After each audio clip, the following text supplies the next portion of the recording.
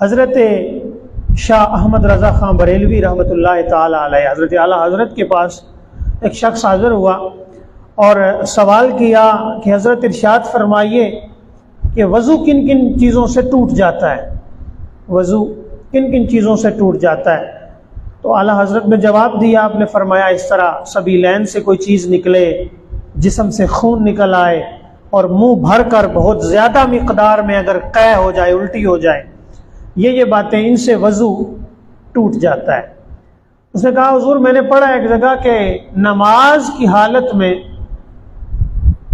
कहकहा लगाने से वज़ू टूट जाता है। आपने फरमाया बिल्कुल दुरुस्त पढ़ा है तुमने, ऐसा ही है कि नमाज की हालत में अगर इतने आवाज़ से कोई बंदा हंसे कि साथ वाले उसके हंसने की आवाज़ सुन लें, नमाज के दौरान है वो, और साथ वाले उसकी आवाज़ हंसने की सुन लें, तो नमाज तो बातिल हो गई, वज़ू भी जाता रहा, वज़ू भी टूट गया। जब वज़ू टूट गया तो अल्टीमेटली नमाज भी टूट गई।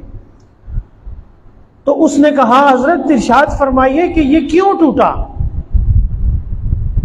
आपने बताया खून निकले, नजासत जिस्म के अंदर से निकले तो वज़ू टूट जाता है, बात समझ आती है। हुज़ूर ये कहकहा लगाने से वज़ू क्यों टूट जाता है, ऐसा क्यों कर मुमकिन है? कहका लगाना, खुश होना, अगर नमाज में किसी वजह से गैर इख्तियारी तौर पे अगर हंसी निकल जाए तो इससे वज़ू टूटने का क्या ताल्लुक है? आला हज़रत को जलाल आ गया, गुस्से में हो गए। आपने फरमाया हर बात का कोई फ़लसफ़ा नहीं होता, क्यों, कैसे, कब, कहाँ, चूंके चुनके, हर बात में ये बात नहीं होती।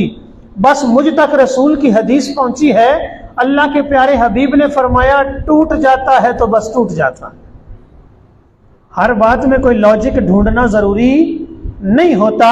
हमें रसूल खुदा की बात पहुंची कि टूट जाता है तो टूट जाता है।